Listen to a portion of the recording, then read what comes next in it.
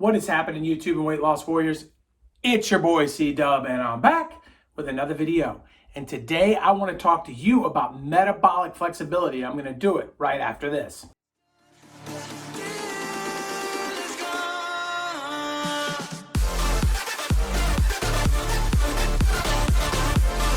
What is going on? My name is C-Dub, and if you're new to this channel, I lost 125 pounds eating just one time a day.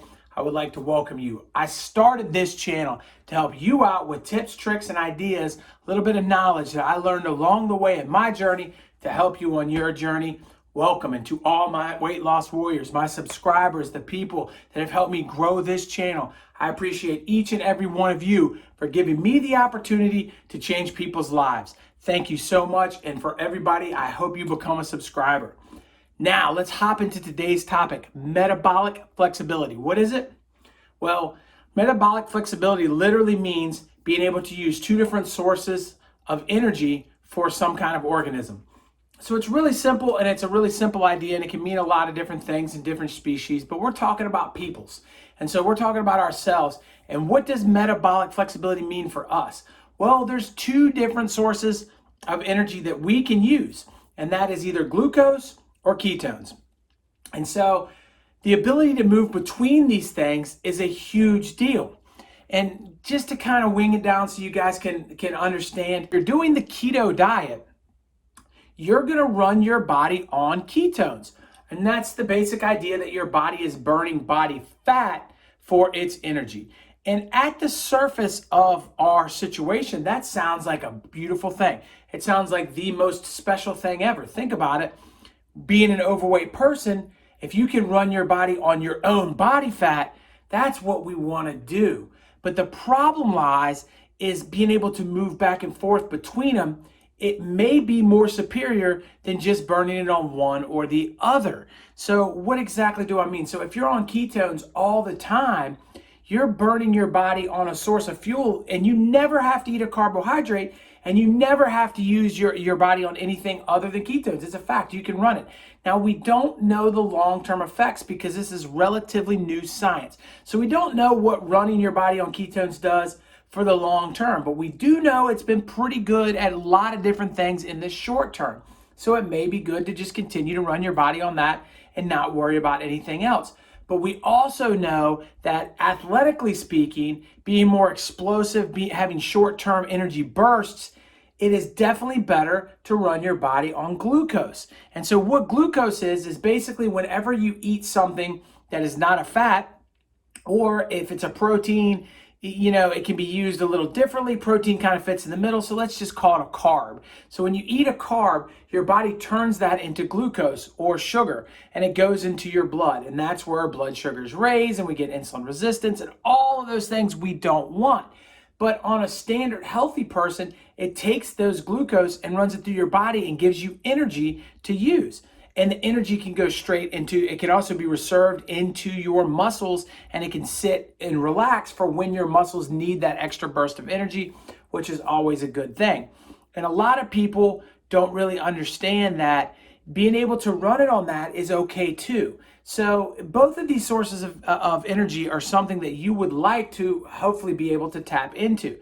And so that is what metabolic flexibility is all about. It's being able to move from one to the other. And when we are insulin resistant, we're not able to do that because our insulin levels go so high, we're never able to get our body to run back on ketones. And that is inherently a huge problem. And that's where intermittent fasting can kind of level those levels out a little bit and allow you to switch over into fat burning mode. But it's very important to note that if you've never tried to get into ketosis, it's going to take exponentially longer for you to do so than somebody that is using the ketosis diet on a regular basis, or somebody that has been intermittent fasting for a long period of time.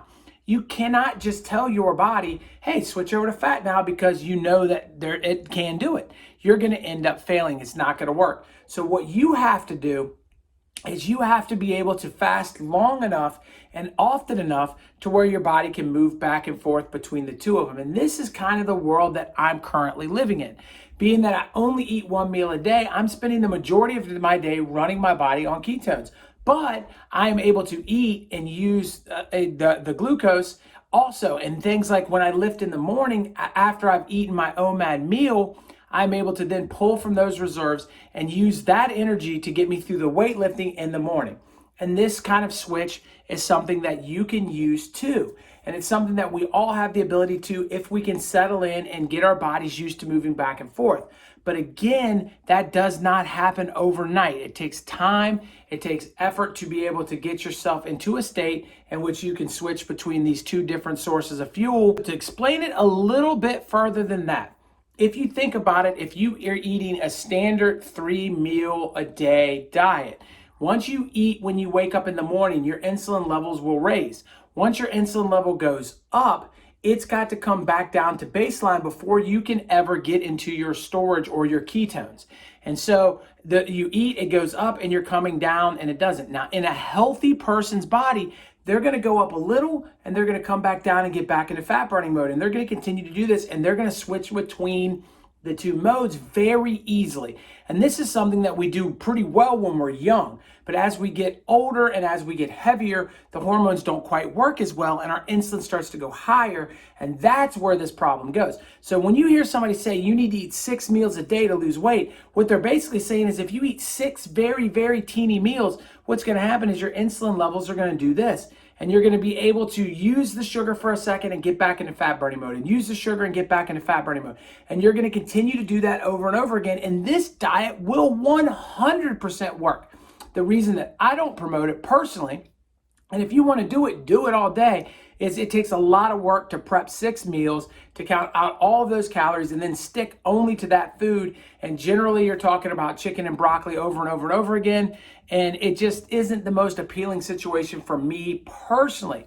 But if you go to OMAD, what you're going to do is you're going to have a huge insulin spike during your meal, especially if you're not keto. Now, you can combine keto with OMAD and you're golden, and you don't have to do it every day, despite what a lot of people say. You can do 3 days of keto, 4 days off, 4 days of keto, 3 days off. You can mix and match it however you want. But I do suggest that if you are going to do some keto, you do it days in a row so that you can get the most benefit while you're in ketosis.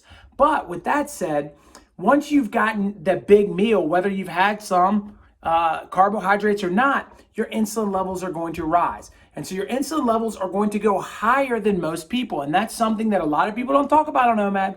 A lot of people shy away from, but it's the truth. So once you've eaten your breakfast, lunch, and dinner meal, you've had 3 decent bumps, right? When you do OMAD, you're going to have a big bump.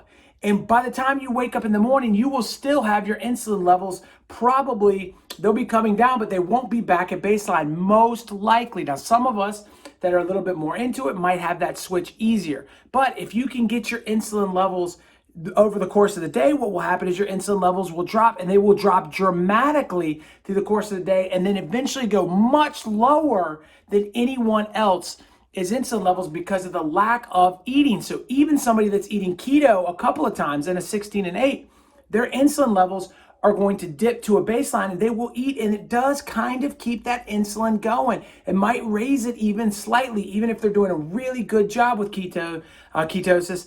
It'll probably still keep it at least at base, where when you're not eating at all, it is going to continue to drop. And that's going to allow you to be able to get deeper into ketosis, in my personal opinion.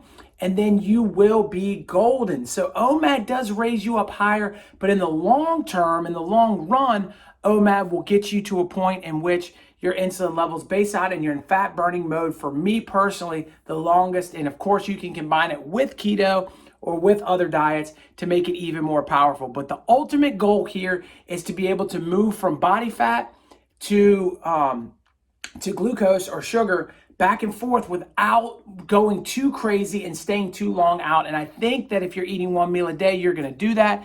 And in a lot of cases, all other kinds of intermittent fasting will help too.